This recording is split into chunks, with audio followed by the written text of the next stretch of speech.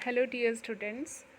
बेटे आज हम नया चैप्टर स्टार्ट करने जा रहे हैं, 9th चैप्टर, जिसका नाम है शासक और विभिन्न इतिवृत्त, मुग़ल दरबार लगभग 16वीं और 17वीं शताब्दी, Kings and chronicles the Mughal courts 16 and 17 centuries.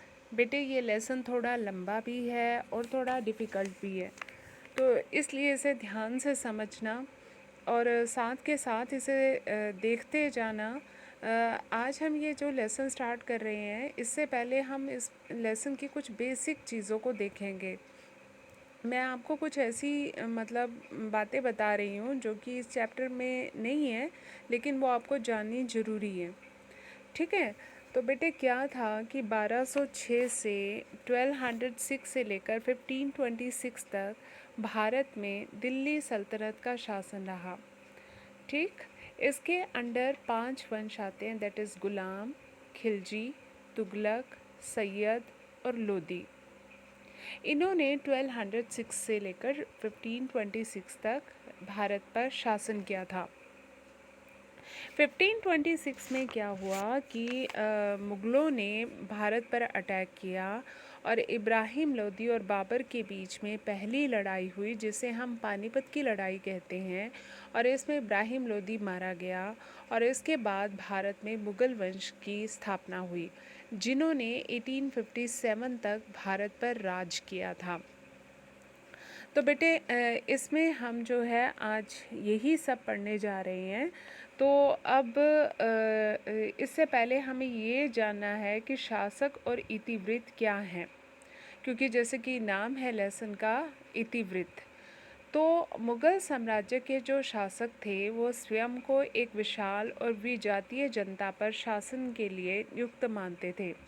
Mughal साम्राज्य के ना कई महान शासक हुए हैं, जैसे बाबर था, हुमायूं था, अकबर था, जहांगीर था, शाहजहाँ था, औरंगज़ेब था। ये सोचते थे कि इन्हें बड़ी जनता पर शासन करने के योग्य भगवान ने बनाया है, यानी उस खुदा ने इनको चुना है इतने बड़े देश के ऊपर राज करने के लिए। तो इन मुग़ल शासकों ने ना अपने राजवंश की हिस्ट्री लिखवाई थी अपने कोर्ट के राइटर्स से। जैसे ये शासक थे तो इनके दरबार में कवि, लेखक और ये सब राइटर्स वगैरह हुआ करते थे। तो इन्होंने अपना इतिहास अपने दरबार के जो राइटर्स थे उनसे लिखवाया था। इन विवरणों में बादशाह के समय की घटनाओं का लेखा जोखा होता है, यानी कि इसका जो सेंटर पॉइंट था, या ये कह लो कि जो हीरो था वो बादशाह होते थे। तो उनके इर्द गिर्द जो भी उनकी सराउंडिंग्स में इवेंट्स हो रही होती थी, तो वो उसका लेखा जोखा इस पूरी बुक में मिलता था। और इसके अलावा इन लेखकों ने उपमहाद्वीप के अन्य क्षेत्रों की भी कई जानकारी दी, यानी कि उस पूरे देश के अंदर जो डिफरेंट एरियाज़ थे उनमें जो भी घटनाएं हो रही थी उनको भी इसमें लिखा। ये भी यहाँ पर एक पॉइंट बनेगा, ये ताकि यह जानकारी राजा के लिए शासन चलाने में हेल्पफुल हो। अंग्रेज़ी में लिखने वाले आधुनिक इतिहासकारों ने इस शैली को क्रॉनिकल्स का नाम दिया। ठीक है, मुग़ल काल के इतिहास को लिखने में ये क्रॉनिकल्स, यानी ये जो हिस्ट्री है, ये काफ़ी हेल्पफुल होती है। ठीक, मुग़ल मतलब अंग्रेज़ों ने 1857 के बाद मुग़लों के बारे में लिखना चाहा, तो उनको ये इन इतिवृत्तों से काफ़ी हेल्प मिली। इंग्लिश में एक बार देख लेते हैं। Ruler and history. The rulers of the Mughal empire considered themselves appointed to rule over a large and alien population. ठीक है, बड़ी पॉपुलेशन पर राज करने के लिए वो सोचते थे कि उनको उस खुदा ने अपॉइंट किया है। The Mughal rulers road the history of their dynasty by court historians. जो मुग़लों के शासक थे उनके बारे में जो भी इतिहास लिखे गए वो उनके दरबार के हिस्टोरियंस ने लिखे। These details give an account of the events of the time of the emperor. तो उस राजा के टाइम की जो भी घटनाएं होती थी वो उस इतिवृत्त में लिखी गई। जस्ट लाइक इतिवृत्त किताबें थी, हिस्ट्री की बुक्स थी, जैसे अकबर के बारे में अकबरनामा लिखी गई, जहांगीर के बारे में जहांगीरनामा लिखी गई, इस तरीके से। अब अकबरनामा है तो उसमें अकबर के टाइम की होने वाली घटनाओं का वर्णन है। These authors have given many information about other areas of the subcontinent. उपमहाद्वीप के और जो एरियाज थे उनकी भी जानकारी इन इतिवृत्तों में दी गई. This information of gathering helped in the rule for the ruler. राजा को शासन चलाने में इससे काफ़ी हेल्प मिली. Modern historians writing in English called this style named chronicles. जो आजकल के आधुनिक इतिहासकार हैं जिन्होंने इंग्लिश में लिखी थी, उन्होंने इस स्टाइल को क्रॉनिकल्स का नाम दिया. These chronicles are very helpful source in writing the history of the Mughal period. मुग़लों के इतिहास को जानने में ये क्रॉनिकल्स बहुत हेल्पफुल होते हैं. ठीक है, यहाँ तक समझ में आ गया. अब हम आगे चलते हैं कि मुग़ल शासक और उनका साम्राज्य. अब हम देखते हैं कि मुग़ल नाम आया कहाँ से. बेटा ये मुग़ल नाम मंगोल से उत्पन्न हुआ था. मुग़ल शासकों ने अपना ये नाम खुद नहीं चुना था. शासक स्वयं को तैमूरी कहा करते थे. बेटे इसे ध्यान से समझो कि जो मुग़ल शासक थे वो मंगोलों से उत्पन्न हुए थे, यानी उनके जो एंसेस्टर थे, उनके जो पूर्वज थे वो मंगोल थे. मंगोल जो है वो मध्य एशिया की एक क्रूअल जाति थी. इनका चंगेज़ खान हेड था जिसने बहुत ज़्यादा हत्याएं की थी और काफ़ी मतलब उसको क्रूअल डायनेस्टी माना जाता है. तो जो मुग़ल शासक थे उनके ये एंसेस्टर थे. ठीक है, लेकिन मुग़ल जो थे वो अपने आप को ये मुग़ल कहलाना पसंद नहीं करते थे. क्यों पसंद नहीं करते थे? क्योंकि चंगेज़ खान उनका एंसेस्टर था और वो काफ़ी कातिल इंसान था. उसने बहुत सारे मर्डर्स किए थे. तो शासक स्वयं को तैमूरी कहते थे. अब तैमूरी क्यों कहते थे? क्योंकि मुग़ल शासक पितृपक्ष से तुर्की शासक तैमूर के वंशज थे. यानी जो बाबर जिसने मुग़ल साम्राज्य की स्थापना की थी, उसके जो फादर थे उमर शेख मिर्ज़ा, उनके जो दादा परदादा थे वो तैमूर थे. ठीक है, तैमूर थे. और जो मदर थी, बाबर की जो मदर थी, वो उसके दादा परदादा चंगेज़ खान के वंश के थे, यानी वो मंगोल थे. फादर की तरफ से ये तैमूर वंश के थे और मदर की तरफ से वो जो थे वो चंगेज़ खान यानी मंगोलों के वंशज थे. तो बाबर जो था वो तुर्की बोलता था. ये 1 मार्क में आ सकता है कि बाबर कौन सी लैंग्वेज बोलता था, तो वो तुर्की बोलता था. उन्होंने मंगोलों को बर्बर गिरोह में हुए उनका उपहास किया, यानी बाबर ने उनका मजाक उड़ाया था मंगोलों का. लेकिन जब 16वीं सेंचुरी आई, उसके दौरान जो भी यूरोपियन आए, उन्होंने इन राजाओं का वर्णन करने के लिए मुग़ल शब्द का प्रयोग किया और तभी से ही इनके लिए मुग़ल शब्द लगातार चलता आ रहा है. रुडयार्ड किपलिंग की जंगल बुक, इनकी काफ़ी फेमस बुक है जंगल बुक. उसका जो हीरो है वो जो है मोगली है. तो मोगली भी कहीं ना कहीं मंगोलों से संबंध रखता था. तो बेटे ये 1 मार्क में आ सकता है कि जंगल बुक के राइटर कौन थे. इसके बाद देखते हैं कि मुग़ल साम्राज्य की स्थापना 1526 में जहीरुद्दीन बाबर ने की थी. बाबर मध्य एशिया में फरगाना से आया था और उसके जो प्रतिद्वंदी थे, कॉम्पिटिटर थे, उज्बेक थे, उन्होंने उसको भगा दिया था. इसके बाद वो काबुल में स्थापित हुआ. अब इसे समझो. बेटे क्या था कि बाबर जब 12 साल का था तो उसके फादर फरगाना पर राज करते थे. तो वहाँ पर ना उसके जो चाचा वगैरह थे उन्होंने उसके फादर का मर्डर कर दिया था और ख़ुद जो थे वो राजा बन गए थे. तो जिसके कारण बाबर को फरगाना जो था वो छोड़ना पड़ा था.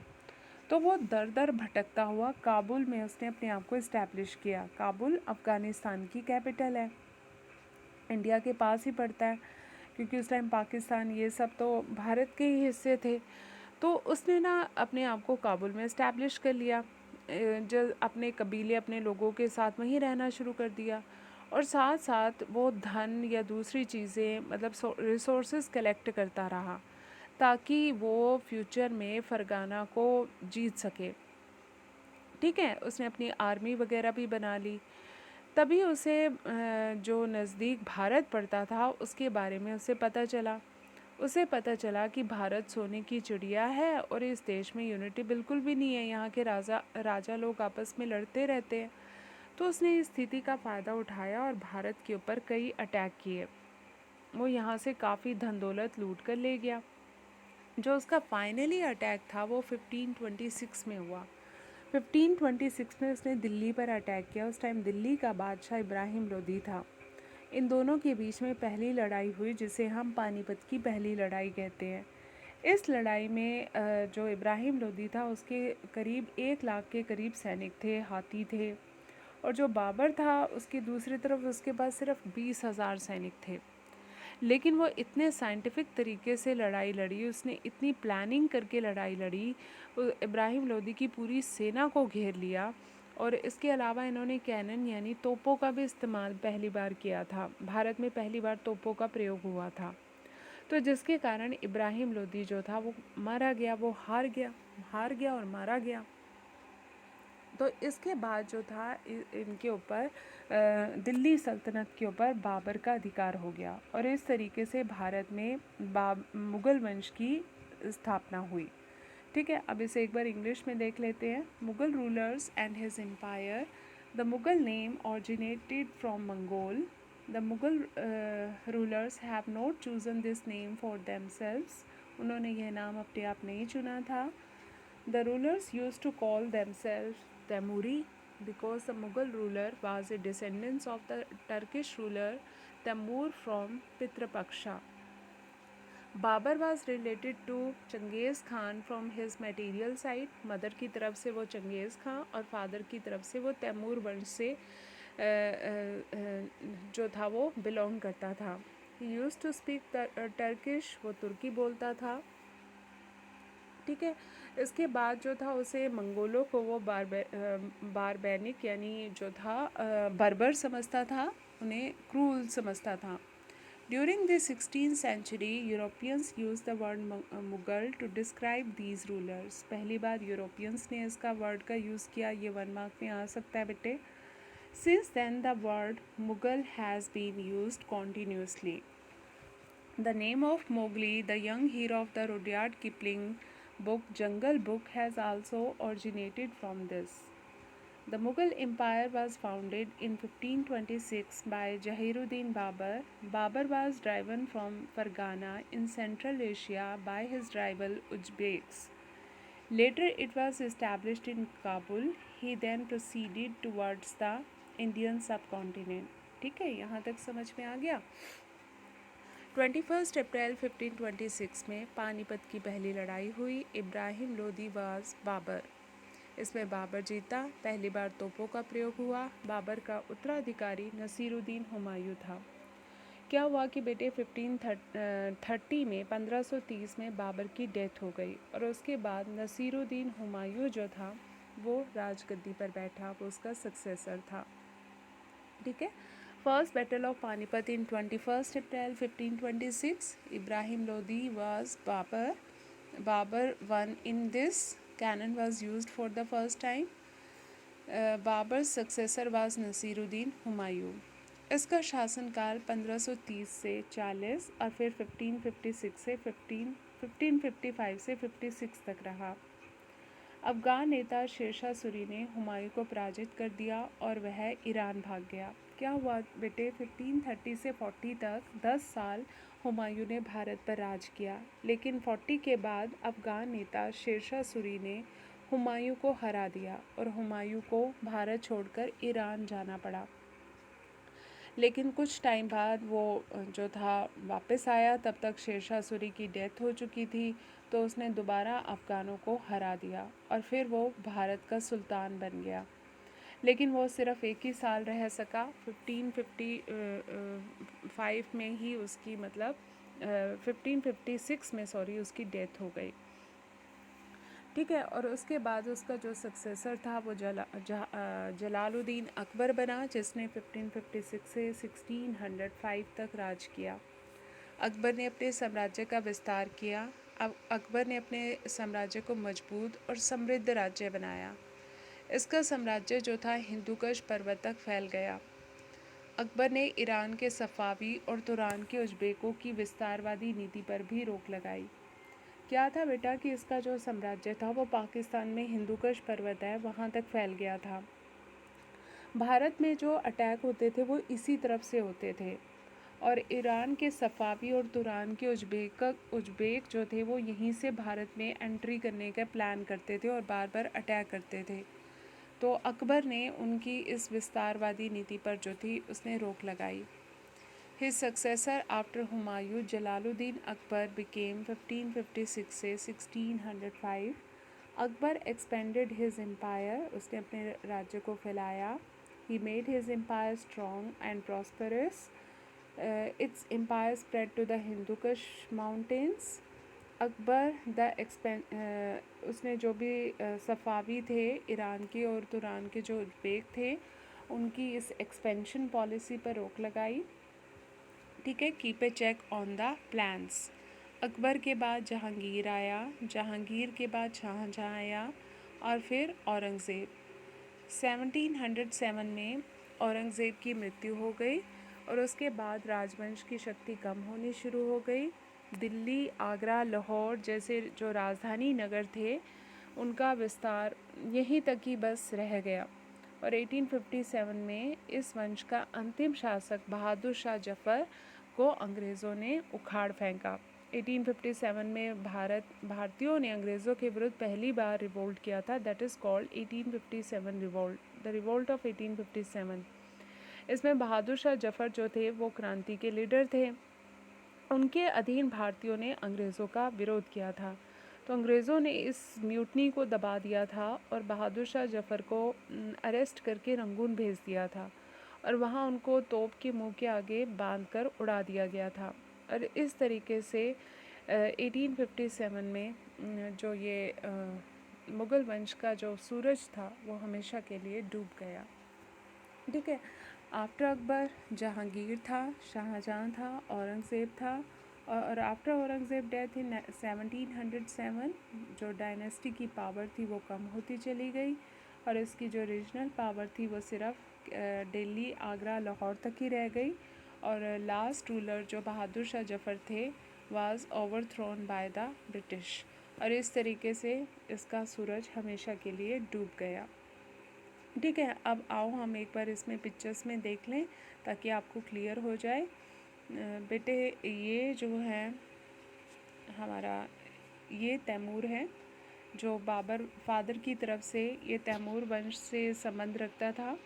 ये चंगेज़ खान था जो कि मंगोल था और इसके टाइम में बहुत मर्डर हुए थे, तो बाबर मदर की तरफ से चंगेज़ खान के वंश से था, तो ये मंगोल था, तो इसलिए अपने आप को मंगोल कहना पसंद नहीं करते थे, लेकिन यूरोपियंस ने 16वीं सेंचुरी में उनको ये नाम दे दिया था। ये बाबर था जिसने 1526 में जो था मुग़ल वंश की स्थापना की थी। 1530 तक उसने भारत पर रूल किया, इसके बाद इसकी डेथ हो गई। ये इसका सक्सेसर था हुमायूं, इसका बेटा था हुमायूं जिसने 30 से 40 तक रूल किया था। फिर इसके बाद शेरशाह सूरी ने उसको हरा दिया और ये ईरान भाग गया और इसके बाद शेरशाह सूरी की डेथ के बाद ये फिर आया और इसने अफ़गानों को हरा कर फिर से मुग़ल वंश की स्थापना की 1555 में और 1506 में इसकी डेथ हो गई।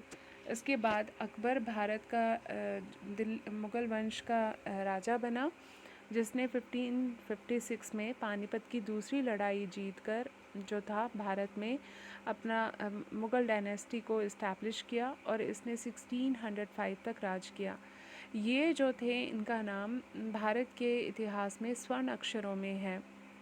इन्होंने भारत में बहुत अच्छे अच्छे सुधार किए, जैसे जजिया ख़त्म किया, तीर्थ यात्रा कर ख़त्म किया, तो इन्होंने पूरे हिंदुस्तान का दिल जीत लिया था। तो इन्होंने हिंदुकुश पर्वत की तरफ से जो उज़्बेक और ईरानी सफ़ावी आते थे, ईरान के लोगों को सफ़ावी कहते हैं, तो वो आते थे, उन्होंने ये वंश था, डायनेस्टी थी, तो उन्होंने उनके भारत में आने पे रोक लगाई थी। तो इनके टाइम में भारत के लोग बहुत सुखी थे, तो ये काफ़ी सक्सेसफुल जो थे वो किंग थे। सबसे मतलब इनका नाम बड़ी रिस्पेक्ट के साथ भारत में लिया जाता है इनके मुग़ल हिस्ट्री में। तो इसके बाद जो था इनका बेटा जहांगीर राजगद्दी पर बैठा था। जहांगीर जो कि अपने जस्टिस के लिए बहुत फेमस था, लेकिन ये अपनी वाइफ नूरजहाँ के पूरे कंट्रोल में था। तो जहांगीर के बाद जो था उनके बेटा शाहजहाँ राजगद्दी पर बैठे थे, जिन्हें इंडियन हिस्ट्री में इंजीनियर सम्राट के नाम से जाना जाता है, जिन्होंने ताजमहल और भी बहुत सारी बिल्डिंग्स जो थी, चांदनी चौक, ये सब इन्होंने ही बनवाया था। इसके बाद जो था ये औरंगज़ेब था, जिसने कि अपनी गलत पॉलिसीज़ के कारण जो था राजपूतों को, सिखों को, मराठों को अपने अगेंस्ट कर लिया था। तो ये बहुत कट्टर सुन्नी था। ये अपने धर्म को छोड़कर किसी भी धर्म को एक्सेप्ट नहीं करता था। तो इसने सभी मतलब दूसरे धर्मों के लोगों को मुसलमान बनाने के लिए बहुत अत्याचार किए, और इसीलिए सभी सिख और मराठे और राजपूत, जाट, सब इसके अगेंस्ट हो गए। तो इसे काफ़ी सारी ये ज़िंदगी भर लड़ाइयाँ ही लड़ता रहा। वैसे इसको फ़कीर बादशाह कहते हैं, लेकिन जो था ये इसने अपनी गलत पॉलिसीज़ के कारण अपने दुश्मन बढ़ा लिए, और एंड में 1707 में इसकी मृत्यु हो गई। इसके बाद जो थे कई राजा राजगद्दी पर बैठे, तो उनकी इतनी हिस्ट्री मतलब इतनी आम ही राजा थे, जो किसी ने एक किसी ने 2-2 साल राज किया था, और मुग़लों की पावर जो थी वो कम होती चली गई, और दिल्ली, आगरा और उसके आसपास तक ही मुग़ल डायनेस्टी रह गई थी। तो हम जो अंतिम मुग़ल बादशाह थे, दैट इज़ बहादुर शाह जफ़र, उनका जिक्र करेंगे, क्योंकि इनके साथ ही, इनकी मृत्यु के साथ ही मुग़लों का सूरज हमेशा के लिए डूब गया था।